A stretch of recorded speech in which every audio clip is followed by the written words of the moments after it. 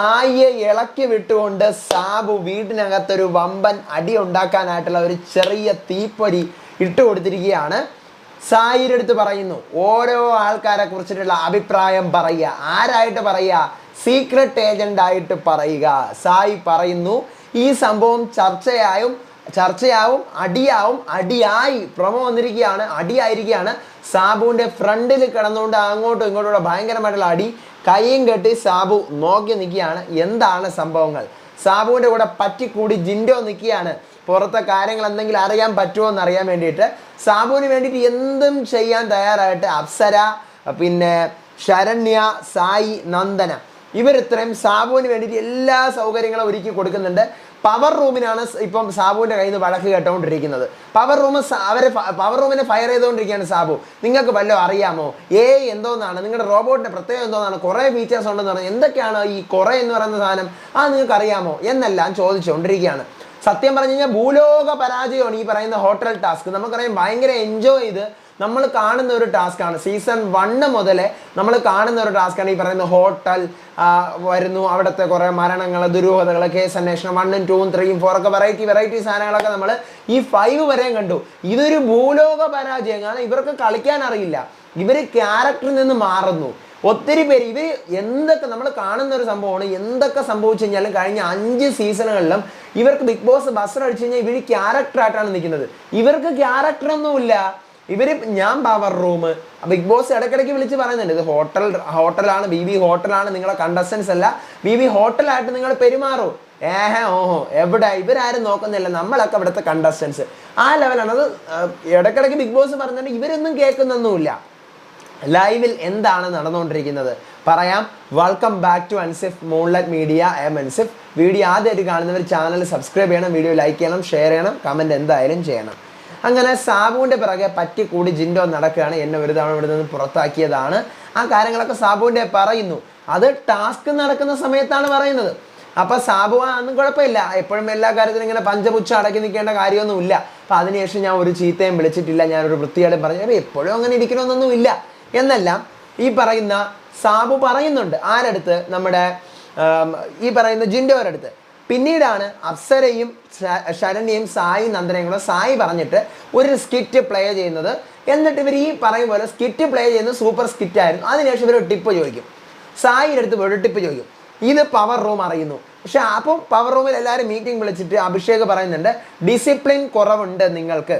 Tip ചോദിച്ച് വാങ്ങുന്നത്, പിന്നാലെ പോകുന്നത്, അതൊക്കെ വളരെ മോശം രീതിയാണ്. നിങ്ങൾക്ക് ഓൾറെഡി സാലറി ഉണ്ടല്ലോ. ഇതിന് പുറമേട്ട് നിങ്ങൾ ടിപ്പ് വാങ്ങിക്കുന്ന രീതി ശരിയല്ലല്ലോ. സാധാരണ ഏതെങ്കിലും ഹോട്ടലിൽ ടിപ്പ് തരോ എന്ന് അങ്ങോട്ട് ചോദിക്കൂ? ഇല്ലല്ലോ, ഇങ്ങോട്ടല്ലേ തരുന്നത്. പറയുന്ന ഡ്യൂട്ടികൾ നിങ്ങൾ കൃത്യമായിട്ട് ചെയ്താൽ മതി. സാറിൻ്റെ റൂമിൽ നിങ്ങൾ റെസ്ട്രിക്റ്റഡ് ആണ്, പുറകെ നടന്ന് ശല്യപ്പെടുത്തരുത്. അപ്പോൾ സായി പറയാണ്, ഓക്കെ, എന്ത് കാര്യം നമ്മൾ ചെയ്തു കൊടുത്തിട്ടും ഒരു തവണ പൊളൈറ്റായിട്ട് നമ്മൾ ചോദിച്ചോട്ടെ ടിപ്പ് തരുമോ എന്ന്. അപ്പോൾ റസ്മിൻ ഇത് കൊള്ളാം. അപ്പോൾ പിന്നെ അങ്ങനെയാണെങ്കിൽ കിച്ചൺ ടീം എന്തെല്ലാം സാധനമുള്ളവർക്ക് വെള്ളം എടുത്തിട്ട് കൊടുക്കണം, ആഹാരം എടുത്തിട്ട് കൊടുക്കണം. അപ്പോൾ അതെല്ലാം കിച്ചൺ ടീം കൊടുത്തിട്ട് അവർ ചോദിക്കാൻ നിൽക്കും, സാർ ജ്യൂസ് തന്നു, ടിപ്പ്, സാർ ആഹാരം തന്നു, ടിപ്പ്, ഇങ്ങനെ ചോദിച്ചുകൊണ്ടിരിക്കും. അപ്പോൾ അതുകൊണ്ട് അങ്ങനെ ഒരു സംഭവം വേണ്ട. ടിപ്പ് നിങ്ങൾ ചോദിക്കേണ്ട, നിങ്ങളുടെ ഡ്യൂട്ടി മാത്രം ചെയ്താൽ മതി. പിന്നീട് സാബു പവർ റൂമിനെ പിടിച്ച് ക്വസ്റ്റ്യൻ ചെയ്യാണ്, നിങ്ങളുടെ റോബോട്ട്, നിങ്ങൾക്ക് അതിനെക്കുറിച്ച് വല്ലതും അറിയാമോ? എന്താണ് റോബോട്ട്? അത് AI ആണ്. എന്ന് വെച്ചാൽ എന്താണ്? സാബു എടുത്തിട്ട് കുടയുന്നു, വീട്ടുകാരെ ഫുള്ള് കുടയുന്നു, പവർ റൂമിൽ നിന്ന് അവർക്ക് ഒരു മറുപടിയും പറയില്ല. അവസാനം സാർ നമ്മുടെ എന്താ പറയുക, റോബോട്ട് അത് പറയും, ഇത് പറയും. ഏത് പറയും? കുറേ ഫീച്ചേഴ്സ് ഉണ്ട് സാർ. ഏത് ഫീച്ചേഴ്സ്? ഭയങ്കര വലിയ സംഭവം. എന്ത് വലിയ സംഭവം? ഇവരുടെ കയ്യിൽ ഒന്നുമില്ല. അപ്പം പിന്നീട് അത് സാർ ജ്യോതിഷം പറയും, സാർ ഭൂതം പറയും, ഭാവി പറയും, എല്ലാ കാര്യങ്ങളും പറയും, പത്രവാർത്ത വായിക്കും, ഡാൻസ് കളിക്കും, പിന്നെ പാട്ട് പാടും, എല്ലാം. ഇപ്പം അങ്ങനെ എല്ലാവരും പറഞ്ഞു ഒപ്പിക്കുകയാണ്. അപ്പോൾ സായി എങ്കിൽ പിന്നെ വിളിക്കും. സായിയെ വിളിച്ച് ചോദിക്കുന്നു ഈ വീട്ടിലുള്ള ഓരോരുത്തരെ കുറിച്ചിട്ടുള്ള അഭിപ്രായങ്ങൾ, കഴിഞ്ഞ ഒരാഴ്ച നടന്ന സംഭവങ്ങൾ പറയുന്നു. അത് സായി പറയുന്നു. ഇനി സീക്രട്ട് ഏജന്റ് എന്ന് പറഞ്ഞിട്ട് ഒരു റിവ്യൂവർ ഉണ്ട്. ആ റിവ്യൂവറിൻ്റെ രൂപത്തിൽ പറയാണ്. അപ്പോൾ ഓരോരുത്തരെ കുറിച്ച് അപ്പോൾ പറയണം, അൻസിബ വന്ന സമയത്ത് ഒരു കട്ടിൽ റാണി ആയിരുന്നു, പക്ഷേ ഇപ്പോൾ ഒരു ടൈം ബോംബായിട്ട് മാറിയിരിക്കുകയാണ്. റസ്മിൻ ഓടിച്ചാടി തുള്ളി നടന്ന് അലച്ചു കീറി നടന്ന ആളാണ് റസ്മിൻ. പക്ഷേ റസ്മിൻ ഇപ്പം തണുത്തുറഞ്ഞ് നടക്കുകയാണ്. ശരണ്യെക്കുറിച്ച് പവർ റൂമിൻ്റെ PR എന്ന പവർ റൂമിന് എഴുതി വെച്ചിരുന്നത്. അതുകൊണ്ടാണ് പവർ റൂമിൽ കത്തി നിന്നിരുന്നു, പക്ഷേ ഇപ്പോൾ അതേ സ്റ്റേബിൾ ആയിട്ടുള്ള ഒരു ഗ്രാഫിലാണ് നിൽക്കുന്നത്. അപ്സര നല്ല ക്യാപ്റ്റനായിരുന്നു, പിന്നെ 4 ആഴ്ച കൊണ്ട് ബെസ്റ്റ് പെർഫോമറായി. പക്ഷേ ഫ്രണ്ട്ഷിപ്പ് കൊണ്ടോ എന്തുകൊണ്ടോ ഇപ്പോൾ സ്ട്രോങ് ആയിട്ടുള്ള സ്റ്റേറ്റ്മെൻറ്റ്സ് പറയുന്നില്ല.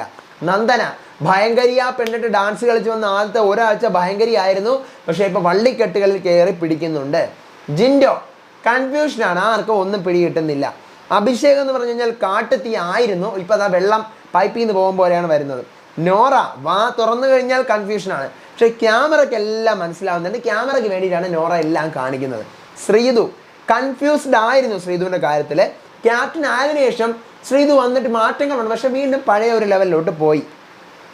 ശ്രീരേഖ ആദ്യം പോയിസൺ ആണെന്നൊക്കെ വിചാരിച്ചെങ്കിലും വളരെ സ്റ്റേബിൾ ഗ്രാഫാണ് ഇപ്പോഴും, എന്നാലും സ്റ്റിൽ കൺഫ്യൂസിങ് ആണ് ശ്രീരേഖയുടെ കേസ്. അർജുൻ എന്താണ് ഏതാണെന്ന് അർജുന് പോലും അറിയത്തില്ല, 1% പോലും അർജുൻ എന്താണെന്നുള്ളത് ഇവിടെ കാണിച്ചിട്ടില്ല. ജാസ്മിൻ റോളർ കോസ്റ്റർ പോലെയാണ്, കൂടെ ഒരാൾ ഉണ്ടായിരുന്നു, അയാൾ ഔട്ടായി പോയി. ഇനി നമുക്ക് നോക്കാം എങ്ങനെ സ്റ്റഡി ആയിട്ട് പോകും, കുത്തനെ മറിഞ്ഞ് വീഴുമെന്നുള്ളത് നമുക്ക് നോക്കാം. സിജോ ഈ വീട്ടിൽ നടക്കാൻ പാടില്ലാത്തൊരു ഇൻസിഡൻറ്റ് നടന്ന് പുറത്ത് പോയിട്ട് രണ്ടാമത് ഒരു സിജോ വന്നിട്ടുണ്ട്. അവസരം കിട്ടുന്ന സമയത്ത് മാത്രമേ സിജോ ഇപ്പോൾ പറയുന്നുള്ളൂ, പഴയതുപോലെ ഒന്നും തന്നെ പറയുന്നില്ല. അടുത്ത് ഋഷി ഡിപ്പെൻഡൻ്റ് ആണ്. ഈ ഒരാഴ്ച കൊണ്ട് സ്വയം ഋഷി ചിന്തിക്കാൻ തുടങ്ങി, പൊട്ടൻഷ്യൽ വരുമായിരിക്കാം. അടുത്ത് പിന്നെ സായി എന്ന് പറയുന്ന ഒരാളുണ്ട്, 30 ദിവസം ഇവിടെ വന്നിട്ട് ഒബ്സർവേഷനിലിരുന്ന് സായി എന്ന് പറയുന്ന മനുഷ്യനായിട്ട് ഇവിടെ ഇരിക്കുകയാണ്. അടുത്ത ആഴ്ച മുതൽ സായി കളിക്കാൻ തുടങ്ങുവാണ്. അപ്പോൾ സാവോ ഇത് എത്ര % വിശ്വസിക്കാം നമുക്ക്? ഇത് 100% ശരിയാണ് സാർ. അതിനുശേഷം ടണൽ ടീം, അതായത് നമ്മുടെ അപ്സര, ശരണ്യ, സായി, നന്ദന, ഇവർ ഈ പറയുന്ന സാബുവിൻ്റെ പിന്നാലെ നടന്ന് ഡാൻസ് കളിക്കുക, ടിപ്പ് വാങ്ങിക്കുക, അതാണല്ലോ ഒരു പരിപാടി. ഇവർ ഡാൻസ് കളിക്കുക എന്ന് പറയുന്നത്. അപ്പോൾ HR മാനേജറാണ് ഋഷി വരണം, വേണ്ട നിങ്ങൾ സാറിനെ ബുദ്ധിമുട്ടിക്കരുത്, നമുക്ക് സാറിന് ഡാൻസ് കളിച്ചേ പറ്റത്തുള്ളൂ, നമുക്ക് കളിച്ചേ പറ്റത്തുള്ളൂ. അപ്പം നമ്മുടെ സാബു സ്മോക്കിംഗ് റൂമിൽ പോകുന്നപ്പോൾ അതിൻ്റെ ഫ്രണ്ട് ഇരുന്നുകൊണ്ട് ഇവർ ഡാൻസ് കളിക്കുകയാണ്. സാബു ഇത് കണ്ട് ചിരിക്കുന്നുണ്ട്. എന്നിട്ട് സാബു പറയുന്നുണ്ട്, കൊള്ളാം, HR ഇവിടെ പറയുന്നതിനൊന്നും HR ഒരു പരാജയമാണ് കേട്ടോ, ഇങ്ങനെ പറഞ്ഞിട്ട് തോന്നുന്നു. പൊള്ളുന്നു, HR പൊള്ളുന്നു, നേരെ പവർ റൂമിൽ അറിയിക്കുന്നു. നോറ വരുന്നു. അനുസരണ ഇല്ലാത്ത പെരുമാറ്റത്തിന് നമ്മളിവിടെ കൃത്യമായിട്ടുള്ള തീരുമാനം എടുത്തിരിക്കും.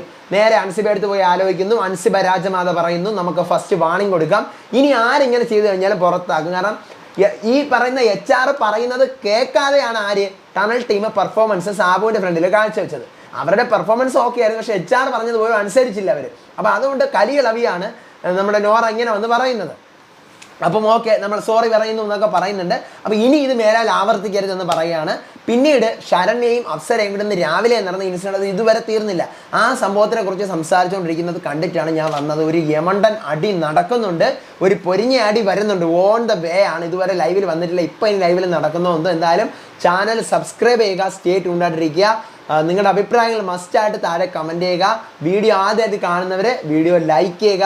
ബിഗ് ബോസ് ആണെന്ന ഫ്രണ്ട്സിന് ഷെയർ ചെയ്ത് കൊടുത്ത് നമ്മുടെ ചാനൽ ഇൻട്രൊഡ്യൂസ് ചെയ്യുക. എൻ്റെ FB പേജും ഇൻസ്റ്റാ പേജ് ഫോളോ ചെയ്യാൻ മറക്കരുത്. അടുത്ത അപ്ഡേറ്റുമായിട്ട് വരാം, ബിഗ് ബോസിൻ്റെ വിശേഷമായിട്ട് വരാം. അപ്പോൾ അതുവരേക്കും ബൈ ആൻഡ് ടേക്ക് കെയർ.